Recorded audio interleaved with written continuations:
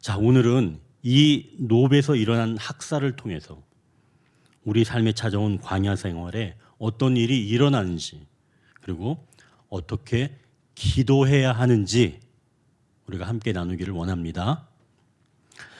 첫째로, 나만을 생각하면 다른 사람의 소리를 듣지 못한다고 말씀합니다. 나만을 생각하면 다른 사람의 소리를 듣지 못한다는 거죠.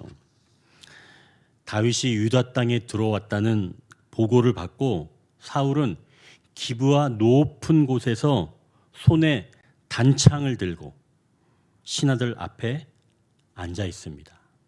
그러곤 요나단과 다윗이 공모해서 나를 죽이려 하는데 너희들은 왜 아무런 보고를 하지 않느냐? 라고 따져 묻습니다. 그리고 신하들 너희들도 공모를 하였다는 거예요. 자, 사울의 이러한 상태를 망상이라고 합니다.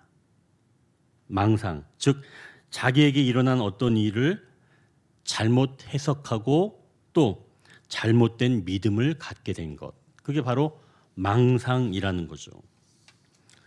이 아들인 요나단이 다윗을 두둔하게 되니까 둘이 공모하게 하였다고 또 생각했으며, 또 사람들이 다윗을 높여주니까 이제 이 다윗이 왕의 자리를 얻으려고 한다라고 믿었습니다. 여러분, 이게 사실인가요? 아니죠.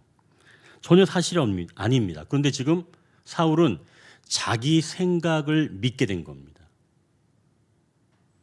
그럼 왜 이런 일이 일어났을까요? 6절 한번 보십시오.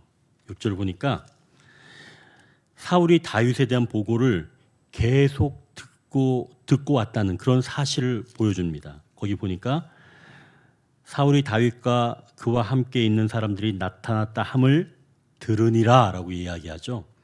여기서 이 들으니라 라고 하는 표현은 지나가는 소리로 그냥 들었다 이런 표현이 아닙니다. 여기서 들으니라 라고 하는 것은 듣도록 사람을 파견을 했고 그 다윗에 대한 일거수일투족을 계속 들어왔다는 겁니다. 계속 보고를 들은 거예요.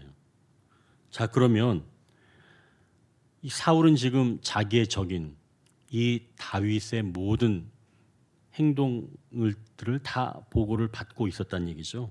그러니까 철저하게 듣고 있었다는 이야기입니다. 여러분 생각해 보십시오.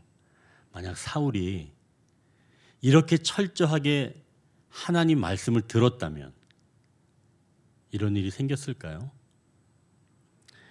내가 계속 관심을 가지고 듣는 소리가 결국은 나를 붙잡는 겁니다. 내가 계속 어떤 소리를 듣고 있나요? 그 소리가 나를 붙잡는 겁니다. 내가 계속 끊임없이 생각하면서 그 소리를 내가 들으려고 할 때 그 소리가 들리고 나를 그게 붙잡는 거예요. 사울은 자기 자리에 욕심이 생기면서부터 하나님 말씀을 듣지 않았습니다. 왕의 자리에 앉아있는 자기 모습을 너무 사랑하였기 때문에 다른 소리는 듣지 않게 된 거죠. 그러니 사울은 더는 다른 소리를 듣지 않으려고 한다는 겁니다. 6절을 보면 지금 이 사울은 어디에 있다 그래요? 기브와 높은 곳에 있다고 합니다. 손에 뭘 들었어요? 단창을 들고 있어요.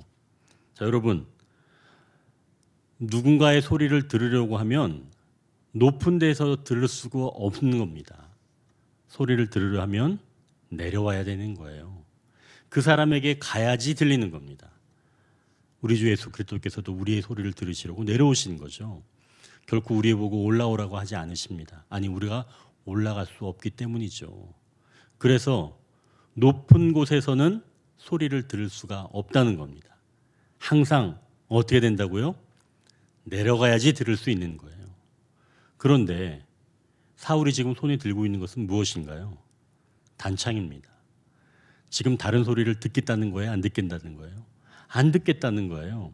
단창을 들고 있으면서 마음이 뾰족한 것을 들고 있으면서 다른 이야기를 듣겠다? 그거는 거짓입니다. 결국 다른 사람의 말을 들어보기 위해서 내가 그 사람을 불렀다라고 하는 이야기는 좀 잘못된 이야기라는 거죠. 정말 다른 사람의 말을 듣고자 한다면 어떻게 된다고요? 내가 그 사람에게 가는 겁니다. 방향은 내가 그쪽으로 향해야 되는 거예요. 그게 들으려고 하는 자의 자세인 거죠. 그게 태도입니다. 근데 지금 이 사울은 반대죠. 전혀 들을 자세가 되어 있지 않은 겁니다. 자, 그러면 이 사울의 이 생각을 보면 더 이상 자기에게 해로운 이야기는 듣지 않겠다고 하는 겁니다. 결국 하나님의 말씀을 듣지 않는 자들의 모습이 이렇게 진행된다는 거죠. 이 굉장히 가슴 아픈 장면입니다. 또 여러분 여기서 보십시오. 어느 나무 아래라고 이야기하고 있어요.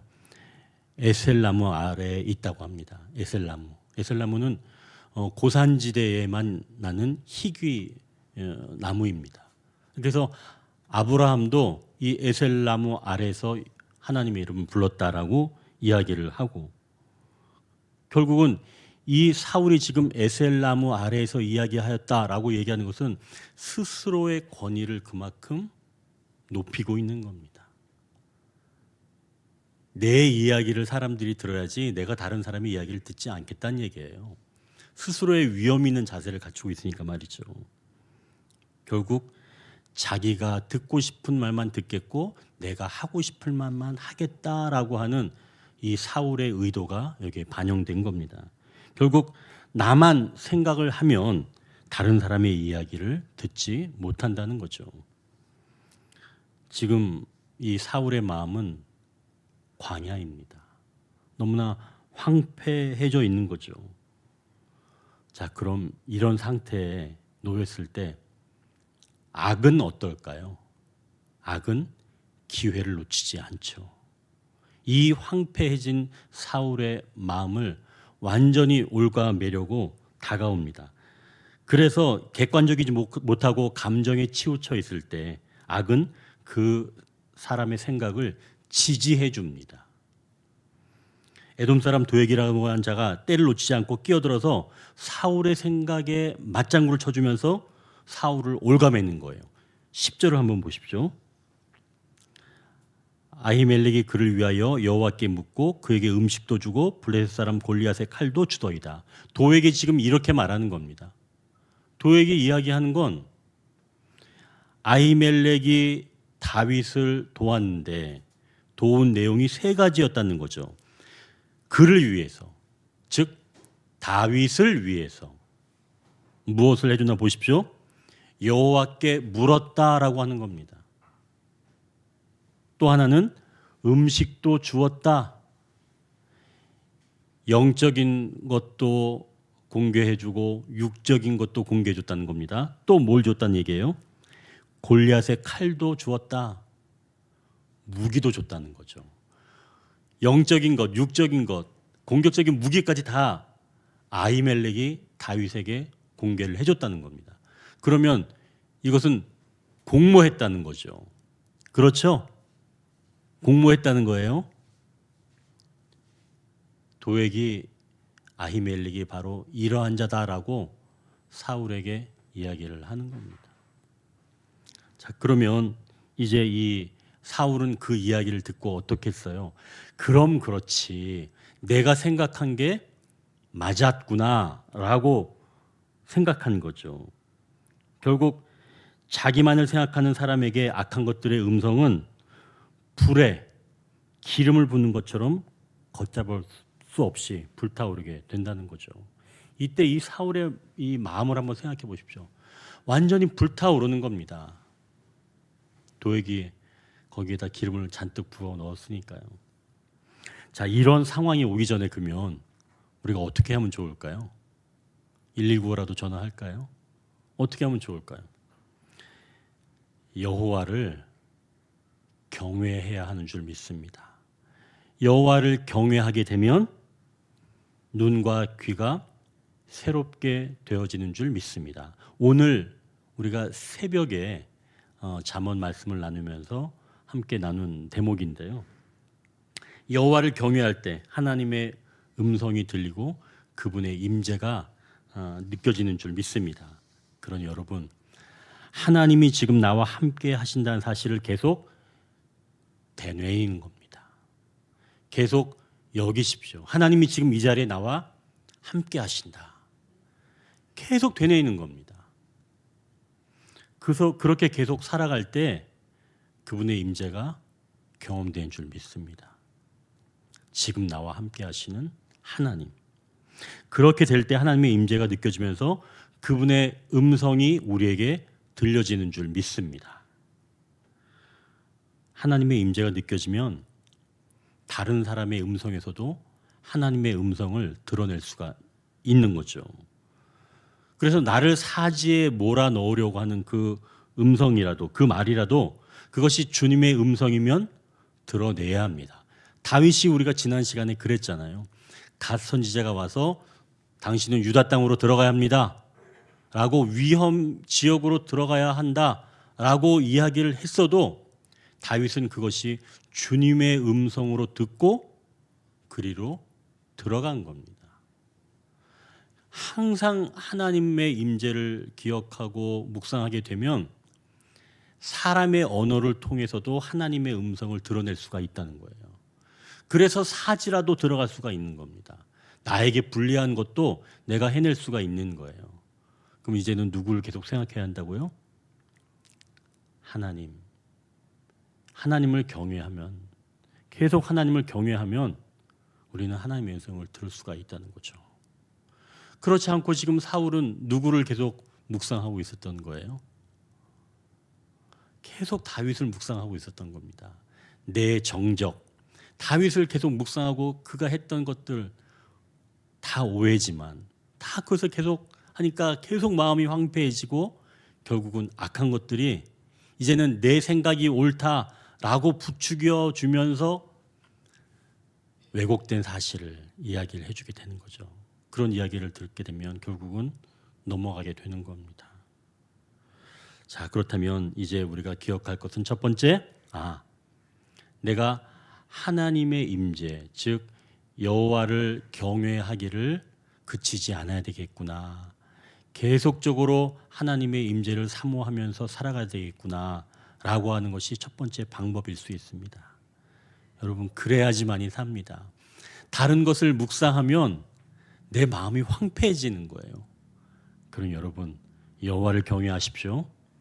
여호와를 경외해야, 내가 계속 여호와를 묵상해야 그분의 그 음성이 나에게 들려지는 겁니다. 다른 것을 묵상하면 내 마음이 황폐해질 수밖에 없어요. 그거는 불보듯 뻔합니다. 그럼 여러분, 다시 한번 스스로에게 말씀하십시오. 나는 하나님을 바라보는 자다. 하나님만 묵상하십시오. 자, 이제 두 번째, 이제 인위적으로라도 내 주변에 나의 생각과 다른 사람을 두어야 합니다. 나의 생각과 다른 사람을 두어야 된다는 얘기예요. 그리고 그 이야기를 들으려고 내려가야 한다는 얘기죠. 자, 이제 사울을 보십시오. 7절을 보면 사울이 곁에 선 신하들에게 이르되 너희 베냐민 사람들아 들으라, 이렇게 이야기를 하죠. 사울이 어느 지파 사람들이에요? 어느 지파 사람이죠? 사울이 베냐민 지파 사람이에요. 근데 지금 주변에 모든 신하들 서 있다고 얘기하는데 이 신하들을 부를 때 뭐라고 얘기를 해요? 너희 베냐민 사람들아 라고 얘기합니다. 그럼 지금 신하들은 어느 지파 사람들만 있다는 얘기예요? 베냐민 지파 사람들만 있다는 겁니다. 다른 지파 사람들은 없다는 거예요. 다 자기 지파 사람들로 채우는 거죠. 그럼 다른 사람들의 이야기는 듣겠다는 거예요? 안 듣겠다는 거예요? 안 듣겠다는 얘기예요. 내 사람이라고 생각하는 사람들만 내 주변에 가득 채워놓고 그 사람들이 나한테 좋게 얘기해 주는 것만 듣겠다는 얘기입니다. 그렇다면 이제는 인위적으로라도 나와 조금 다른 말을 할 수 있는 사람이 내 옆에 있어야 된다는 얘기입니다. 조금은 성격이 다르고 색깔이 다른 사람이 있어야 돼요. 물론 불편합니다. 그런 사람은 나한테 좋게 이야기하지 않아요. 항상은 아닐 수 있겠죠. 가시돋게 얘기할 수도 있습니다. 내 마음을 또 몰라줄 수도 있어요. 불편합니다. 그러나 그런 사람 있다고 해서 내가 어떻게 잘못되지 않습니다. 오히려 그런 사람이 있으면서 내가 더 깨어 있어 기도하게 되는 겁니다. 그러니 다 나를 좋아하고 나를 위해서 모든 것을 할 사람만 다 채워낸다는 생각은 아예 하지 마십시오. 예수님도 그렇지 않으셨어요. 그러니 여기에 있는 것처럼 베냐민 사람들 다 내 색깔 있는 사람들만 맞춰놓는다는 것은 이건 굉장히 위험한 행동이라는 거죠. 결국 공동체의 수장이라고 하면 만약에 이렇게 조직을 구성한다면 그것은 굉장히 위험한 공동체가 될 수 있다는 겁니다. 나만을 생각하면 다른 소리를 들을 수가 없다는 것이죠. 불편한 소리도 들을 줄 알아야 그 사람이 진정한 리더라는 것입니다. 자, 이제 두 번째, 제대로 볼 수 없는 자는 대상을 구별하지 못한다고 말씀합니다. 제대로 볼 수 없는 자는 이 대상을 구별하지 못한다는 거예요. 이 도액의 밀고를 듣고 사울이 높당으로 내려갑니다. 그래서 거기서 아히멜렉 그리고 모든 제사장들을 다 불러 모읍니다. 자, 용광로처럼 끓고 있는 이 사울의 질투와 분노는 아히멜렉의 항변도 들리지 않는 거예요. 사울이 제사장을 죽이라고 이 호위병들에게 명령을 했지만 호위병들은 감히 제사장을 죽이지 못합니다. 주저하는 거죠. 그러자 사울 옆에 있던 이 도액은 마치 기다렸다는 듯이 사울의 명령에 순종합니다. 아니, 순종하는 것 정도가 아니라 이 사람의 행동 한번 18절 19절 한번 보십시오. 18절 19절 보니까 도액이 그날에 세마포 에봇 입은 자 85명을 죽였다고 말씀합니다. 제사장을 죽였다고 이야기하지 않고 세마포 에봇 입은 자라고 정확하게 이야기해 주시는 거예요. 그럼 이 얘기는 뭐예요? 결국 여호와 하나님을 위해서 구별된 사람들을 죽였다라고 하는 겁니다. 죽이지 말아야 될 사람을 죽인 거죠. 거기서 그치지 않고 도액이 더 나아가죠. 19절 보십시오. 성읍의 남녀, 아이들, 심지어 젖먹이까지 그리고 소와 나귀와 양까지 칼로 쳤다고 말씀합니다. 하나님의 은혜가 넘쳐나는 것처럼 악도 넘쳐나는 겁니다. 그 속성은 닮아갈 수밖에 없어요. 원래 그 악이라고 하는 것이 선에 변질된 거니까 어떠한 속성들은 고유한 속성들은 있는 겁니다. 하나님의 풍성하심처럼 악도 풍성하기를 원하는 겁니다. 그래서 악도 넘쳐나는 거예요. 그러니까 여러분 우리가 뭐 조금만 하겠다, 조금만 맛보겠다 그런 거 없는 겁니다. 악은 모양이라도 버려야 될 이유가 바로 거기에 있는 거죠. 악은 손만 대면 그것은 넘치길 원한다는 거예요. 그러니까 모양이라도 버려야 하는 겁니다. 악은 바라보면 안 되는 거예요. 그렇지만 이 사울은 지금 자기 그 열기에 눈이 완전히 멀어서 앞을 볼 수가 없게 되었죠. 이제는 아군인지 적군인지 구별하지도 못하게 된 겁니다. 1095년은 이제 편지 한 통으로 굉장한 전쟁이 시작되는 해인데요. 그게 바로 십자군 전쟁입니다. 십자군 전쟁은 종교 전쟁이에요. 기독교와 이슬람. 그런데 이게 편지 한 통으로 시작됩니다. 그 편지 내용은 이런 거예요. 당시에는 동로마와 서로마로 로마가 나뉘어져 있었습니다. 그런데 이 동로마는 지금의 이제 터키 지역이죠. 이 터키 지역에 있는 이 동로마 황제가 이 비잔틴 세력, 즉 이슬람 교도들이 계속 예루살렘도 다 함락을 시켰고 지금의 터키 지역, 동로마 지역도 계속 밀고 올라오게 되니까 이제 이 동로마의 황제가 다급한 나머지 서로마의 교황에게 편지를 보냅니다. 지원군을 요청하는 거죠. 그런데 그때 이 서로마 이 교황이 그 편지를 받고 엄청난 군대를 징집을 합니다. 동로마 황제가 그걸 보고 더 놀랐어요. 아니, 나는 조금만 이렇게 지원을 좀 해달라고 하는 건데 너무나 많은 군인들이 징집이 된 거죠. 그래서 이제 전쟁이 시작된 건데 그 서로마의 그 교황이 이렇게 많은 군인들을, 물론 이제 일반 군인이라고 하지만 거기에는 농민들도 있고 평민들도 있고 다양했습니다. 왜 이 그 교황이 이렇게 많은 사람들을 모았냐 하면 사실은 다른 의도가 있었던 거예요. 첫 번째는 당시에 동로마와 서로마로 나뉘어져 있었기 때문에 동방교회와 서방교회로 이렇게 나뉘었었습니다. 근데 이 서방교회에서는 동방교회를 이참에 자기 휘하에 두려고 하는 그런 교황의 마음이 있었던 거죠. 그래서 이참에 예루살렘을 정복을 하면서 동로마 교회도 동방교회도 서방교회로 편입시키려고 하는 그런 야욕이 숨어 있었던 거죠. 그래서 이렇게 많은 사람들을 징집을 했고, 두 번째는 당시에는 이 서유럽의 내부의 균열이 되게 심했습니다. 그래서 이 지역 간의 그런 전쟁이 끊이지 않았기 때문에 그러한 열기를 밖으로 분출하기 위해서 외부의 적을 하나 만들게 된 거죠. 그게 바로 이슬람입니다. 그래서 이 사람들에게 이번 전쟁에 참여하게 되면 죄를 사해 주겠고 또 세금을 면제해 주겠다. 이러한 그 약속들을 하게 되죠. 그래서 많은 사람들을 모아서 이제 그 예루살렘 탈환 작전을 시작을 합니다.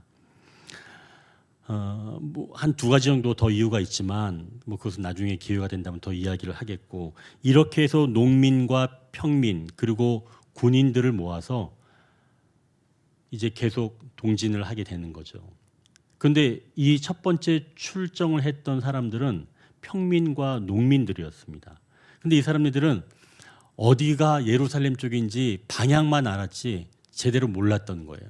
그래서 가다 보니까 동쪽으로 가다 보니까 독일의 마인츠 정도쯤 가서 거기서 그 사람들이 바로 그 폭도들이 아닌가 해가지고 거기서 싸움을 벌이게 된 겁니다. 결국은 그 서유럽 내에서 싸움이 시작이 되었고 같은 사람들을 죽이게 된 거죠.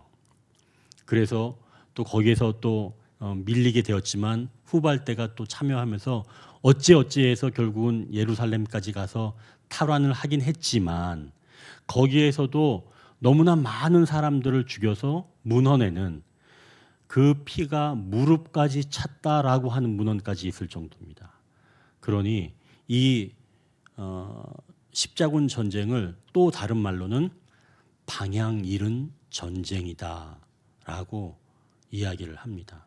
굉장히 큰 기독교 역사에 오점을 남기게 된 그러한 전쟁이기 때문에 많은 사람들이 별로 이야기하지는 않지요. 오히려 세계사에서 조금 다룬다고나 할까요? 이렇게 뼈아픈 실책을 하고 맙니다. 그 이유가 바로 방향을 잃었기 때문입니다. 누가 적인지 누가 아군인지 구별하지 못하기 때문에 방향을 잃고 닥치는 대로 죽였는데 그것이 곧 아군이었다는 얘기입니다. 그러면 제대로 볼 수 없는 자는 대상을 구별하지 못한다는 거죠. 자, 이제 세 번째 기도 제목은 자기 책임으로 인정할 때 도리어 사람을 얻게 된다고 말씀합니다. 자기 책임으로 인정할 때 사람을 얻게 된다고 말씀합니다.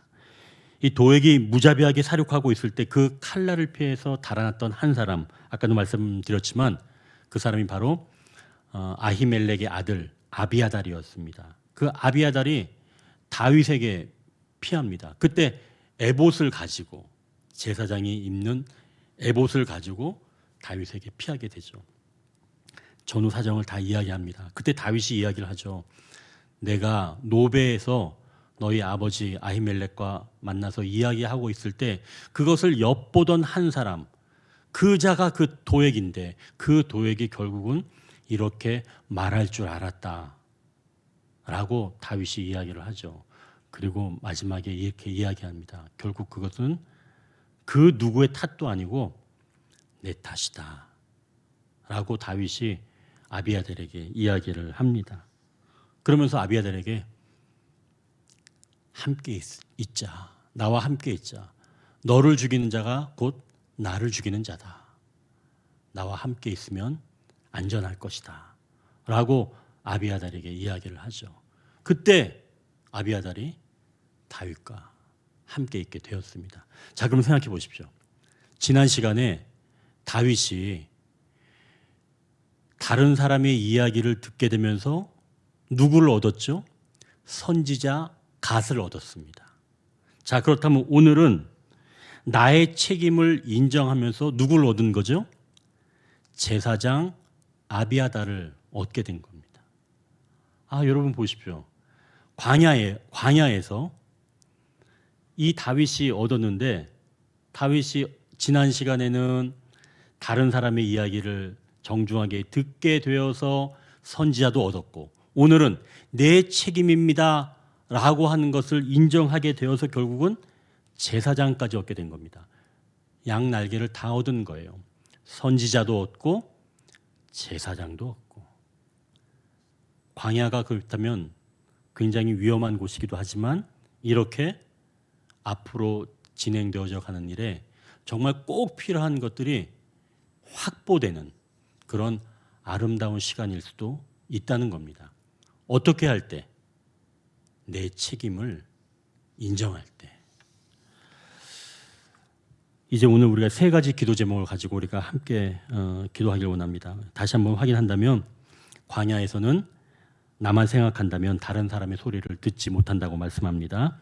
광야에서는 여호와를 경외하며 그분을 더욱 생각해야 할 때입니다. 그분의 음성을 들어야 비로소 나의 내면과 타인의 소리도 들을 수가 있습니다. 그래서 의도적으로 내 주변에 다른 말할 사람을 두어야 한다는 것이죠. 내가 상대하기 쉽고 편한 사람만 두어서는 그렇게 일할 생각은 하지 말라는 이야기입니다. 두 번째, 제대로 볼 수 없는 자는 대상을 구별하지 못한다고 말씀합니다. 내가 공격하려는 사람이 혹시 나를 도왔던 사람은 아닌가 생각해 보는 거죠. 그가 나를 공격하려고 한다면, 정말 그랬다면 왜 그런지 물어봐야 됩니다. 물어보면 돼요. 네가 나를 왜 공격하느냐? 여러분 너무 쉽지 않아요? 물어보면 돼요. 나한테 왜 이러느냐? 그런데 내가 지키고 보호해야 할 사람이나 조직이었는데 내가 잘못 봐서 그걸 허물어 버릴 수가 있다는 거죠. 결국 다시 한번 복귀해보는 게 중요한 겁니다. 그래서 제대로 볼 수 없는 자는 대상을 구별하지 못한다고 말씀합니다. 세 번째, 자기 책임으로 인정할 때 도리어 사람을 얻게 된다고 말씀합니다.